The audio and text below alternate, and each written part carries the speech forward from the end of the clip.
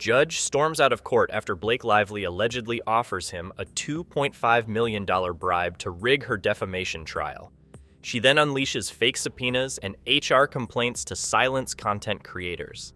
Now she's blacklisted by Hollywood, abandoned by allies, and drowning in legal chaos. Yeah, we're talking about that $2.5 million bribe she allegedly tried to slip under the radar. And by radar, I mean a literal federal judge during an active defamation trial. I don't know what's more insane, her thinking it would work, or the fact that her team actually thought this was subtle. It wasn't. This went down on July 10th, and the courthouse leaks came flying within hours. Apparently Blake, or more specifically, someone acting on her behalf, offered a charity donation of $2.5 million to Judge Ronald Graves, wrapped in a nice clean envelope labeled Green Nest Foundation. Now let me be crystal clear. This wasn't some casual PTA donation or a celebrity UNICEF handshake. This was a flat-out bribe, a desperate plea to rig the outcome of a trial she knew she was losing. And don't be fooled by the foundation label. That shell company was already flagged by courthouse auditors for suspicious behavior. It didn't take long for them to connect the dots, especially since the so-called donation came with a handwritten note offering long-term media peace in exchange for a favorable ruling.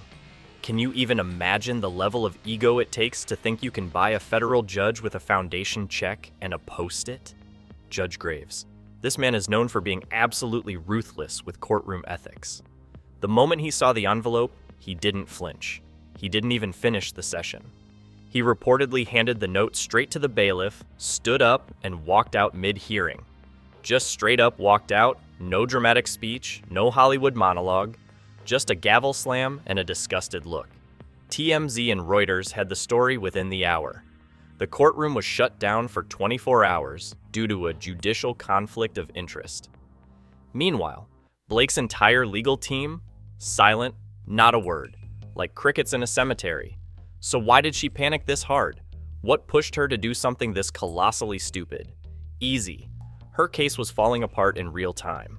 The leaks were brutal. First, group chat screenshots surfaced. Screenshots that directly contradicted the very story she was swearing by in court.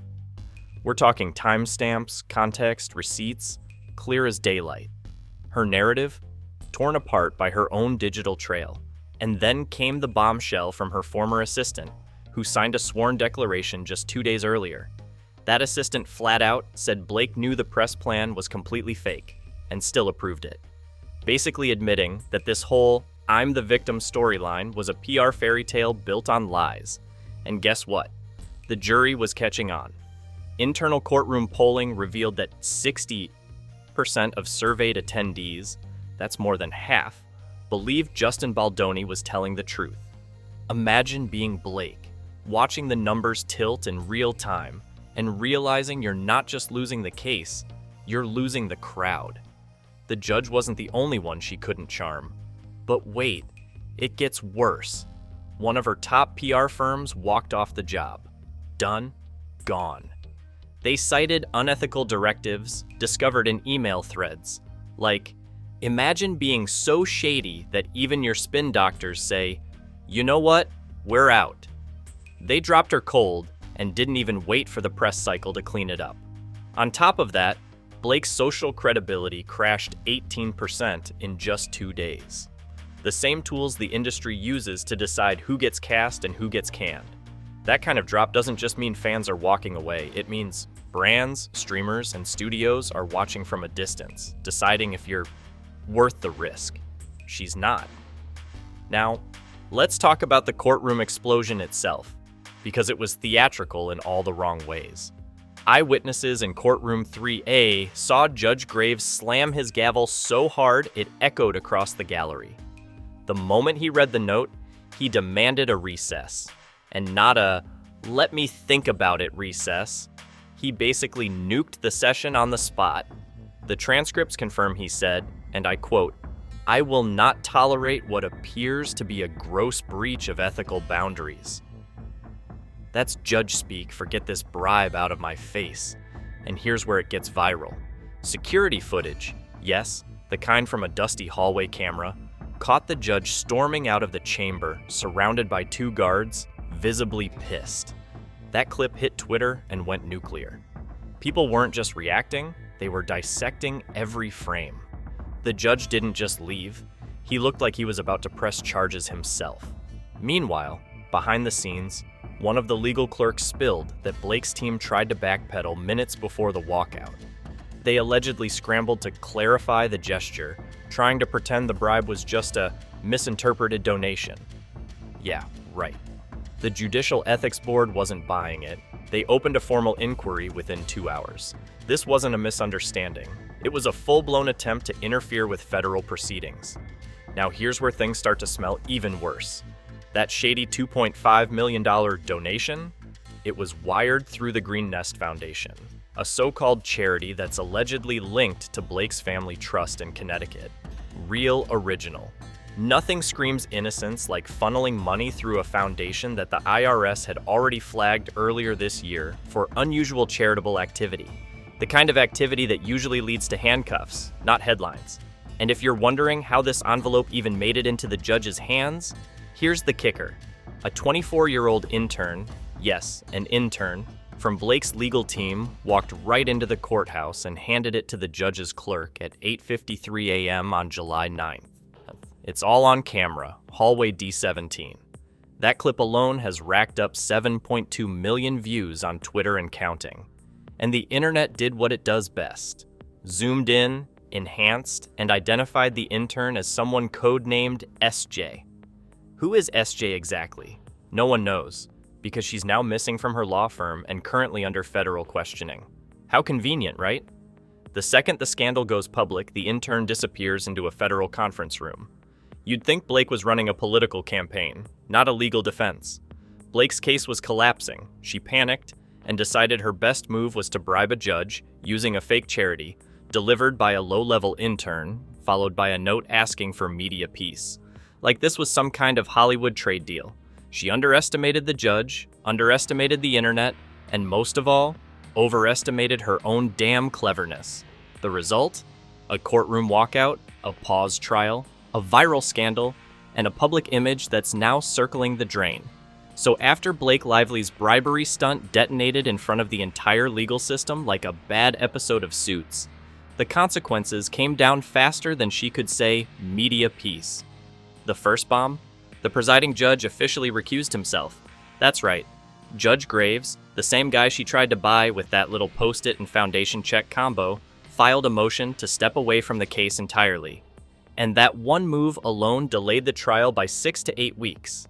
That's 2 months of wasted time, legal chaos, and public speculation, all because Blake couldn't handle losing in court like a normal person. Now, here's where it gets fun. Her legal team, they're now facing potential contempt of court charges. Not civil reprimands, not wrist slaps, actual legal charges. And we're not just talking about some stern email from the ethics board. This is full-on, you may want to start lawyering up for yourselves energy. 2 junior attorneys were reportedly dismissed within 48 hours. Fired, gone, probably thrown under the bus so fast their LinkedIns still say they work there. Let's just say they're now ex-associates of the most radioactive legal team in Hollywood. And Blake? She's officially toxic, like nuclear fallout levels of toxic. Within a day, Shonda Rhimes and Reese Witherspoon unfollowed her on Instagram. These aren't random influencers. These are 2 of Hollywood's most connected, polished, PR-aware women. Women who helped make stars. And they both decided they want nothing to do with Blake Lively anymore. You know how bad you have to screw up for Shonda Rhimes to hit unfollow? That's career death in this town. Even Netflix, her golden ticket streaming partner, pulled back. They've paused all promo campaigns involving Blake, citing, get this, reputational clarity. Which is rich, coming from a company that gave us 365 Days and Tiger King. But even they have a line, apparently. And Blake danced right over it in her Louboutin heels and fell flat into career irrelevance. Her face is now paused in marketing folders, her name whispered in damage control meetings. You can almost hear the interns deleting her name from email campaigns in real time. And then came the fans, or rather, the former fans. Because while her lawyers were scrambling to clean up the mess, the public wasn't waiting. A Change.org petition titled, Hold Blake Lively legally accountable was launched, and it exploded. 450,000 signatures in just 2 days. That's not a blip. That's an organized digital army declaring, "We're done with you." It's the kind of viral movement that brands hate and publicists cry over. And let's be honest, she earned every single signature. But just when you thought the dumpster fire couldn't burn any hotter, Subpoenagate entered the chat. Remember Andy Signore from Popcorn Planet? Yeah, he got slapped with a Google subpoena over his coverage of the Lively-Baldoni legal feud. Blake Lively is subpoenaing Perez Hilton, Candace Owens, and Andy Signore? Uh-oh. The twist?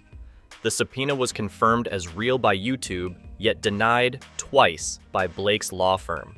Twice. Not once. Twice. Either they were grossly incompetent, or they were lying to cover up how deep this rabbit hole goes. Andy's lawyer, Nate, called them. Got told it was fake. Called again. Still fake. Except, saw it. Google verified it. YouTube stepped in on Twitter, yes, actual team YouTube support, and publicly confirmed the email was part of their legal user notice policy. Basically saying, "Yup, this subpoena's real, and your lawyers are full of it." The cherry on top? Andy played a recorded phone call where the receptionist literally said, "We don't know," and Ezra said to take messages only. Seriously? This isn't a pizza shop. You don't get to just take messages when someone's asking if they're being subpoenaed. And because Blake Lively's team can't go 5 minutes without triggering a digital riot, this little PR fireball turned into a full-blown scandal. Creators all over social media picked it up. Subpoenagate trended like wildfire. People were furious. If you thought Blake's brand was shaky before, imagine what happens when your lawyers get caught gaslighting people while secretly trying to subpoena their private data. It's not just shady, it's medieval. And you know what really blew the lid off? The realization that this wasn't just about Andy, it was bigger, much bigger. Turns out multiple content creators, including Kirsty Flo of Flossom Talk, got hit with similar subpoenas. And these weren't creators who had it out for Blake. They were just people reporting honestly and sympathetically toward Justin Baldoni. You see where this is going? Blake's team wasn't just panicking, they were allegedly trying to trace journalist networks who were criticizing her. That's right, trace. Meaning, find out who's saying what, to whom, and possibly silence them. That crosses every imaginable line when it comes to press freedom. It's not just a bad PR look. It's a potential legal and constitutional disaster. Flossom Talk didn't hold back either. She exposed that these shady subpoenas were coming from the official Google legal support at Google, domain, and they weren't just asking for basic information. No, they wanted email data, private search history, and full communication logs. Let that sink in. Search history. Blake's team was apparently trying to strip mine the internet history of content creators who dared talk about her in a way she didn't like. This isn't a PR cleanup.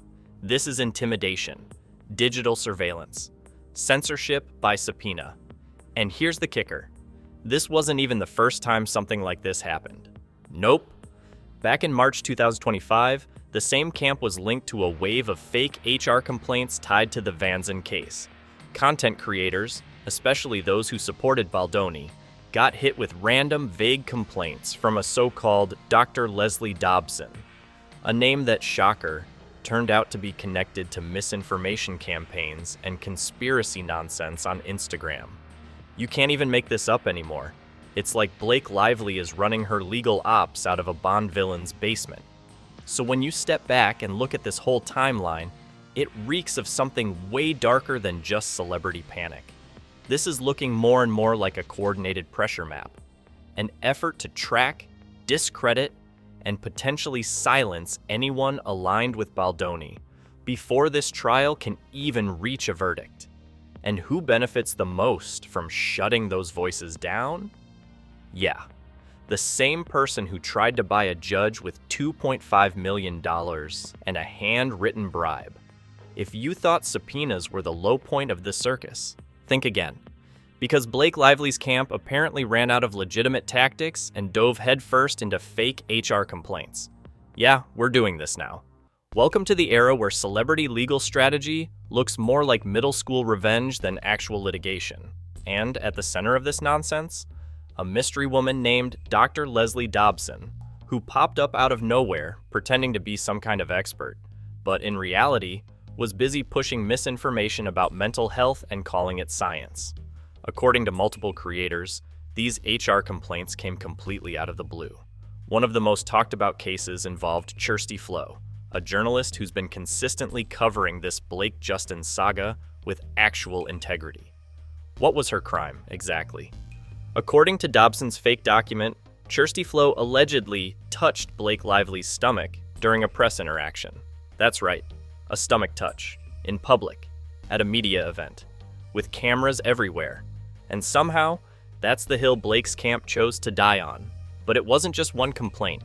These HR bombs were dropped en masse. Creators who had anything to say in favor of Justin Baldoni mysteriously found themselves on the receiving end of these professional concerns. And let's not forget, this Dobson character wasn't a medical expert. She was later exposed as being connected to conspiracy-heavy Instagram circles, pushing pseudo-psychology and nonsense theories dressed up as therapy. Her name became a common thread in a growing pattern of manipulation, misinformation, and weaponized complaints. But wait, it gets even better. 2 anonymous witnesses in Blake's lawsuit reportedly backed this smear campaign in private. They whispered the same nonsense behind closed doors, but when it came time to stand up and say it in court, they folded, refused to testify, disappeared into the PR fog. Cowards? Absolutely. And their vanishing act makes it even clearer that none of this was ever about justice. It was about fear, distraction, and pushing a narrative that crumbles the second it hits the courtroom steps. And if you're thinking, well, maybe Blake didn't know about this, please. These tactics are not isolated incidents. They line up with her team's greatest hits. Sealed files no one can verify, legal delays that just happen to fall around major press events, and now subpoenas used like digital threats. Don't forget the Christmas stunt, when filings were quietly slipped through during the holidays, hoping nobody in the media would notice. Classic Blake. Disappear when it's messy, and show up only when it's all scripted and photoshopped. Which brings us perfectly to her current strategy. Radio silence. No apology, no denial, just a big old digital ghost town. Her last tweet was on July 6th, and since then, it's been absolute crickets. Not even a vague motivational quote.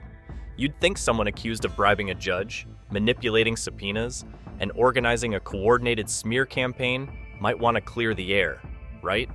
But no. She's gone full bunker mode, probably refreshing Google alerts in a panic. And here's the part that really seals the deal. Major media outlets have completely iced her out. I'm talking CNN, Variety, The Hollywood Reporter. They've all allegedly refused to run her team's desperate press statements.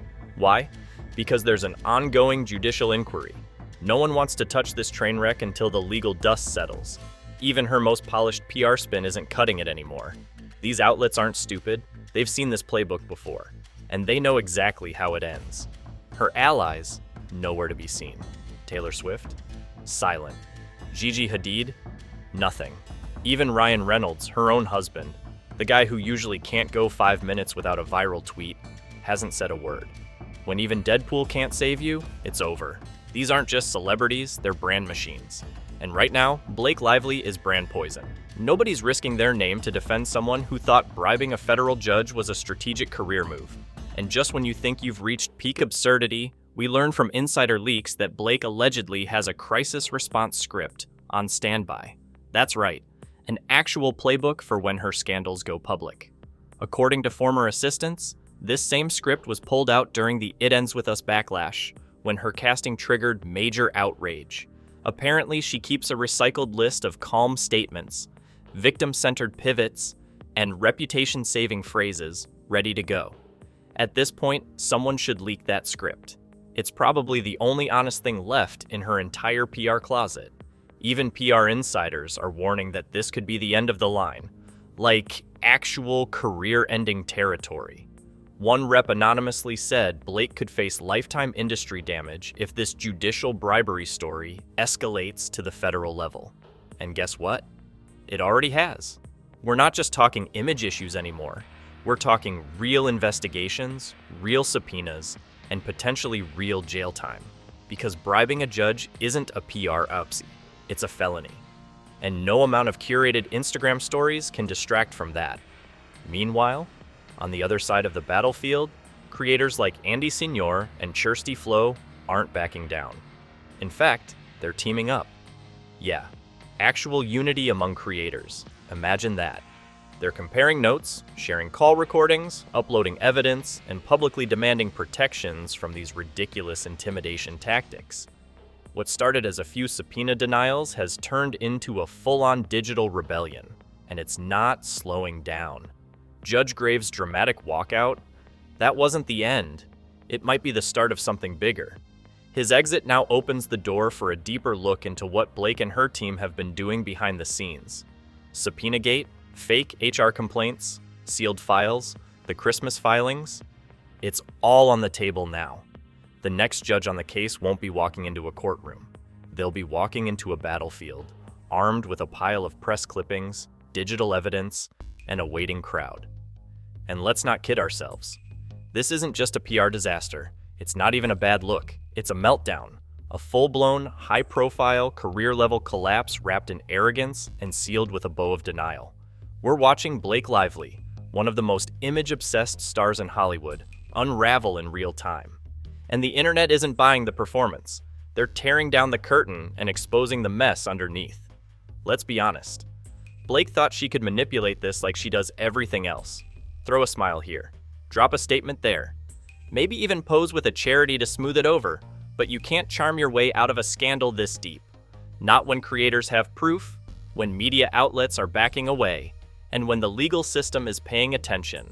What happens next? That's the question. But one thing is certain, Blake Lively isn't in control anymore. The script isn't hers. The narrative isn't hers.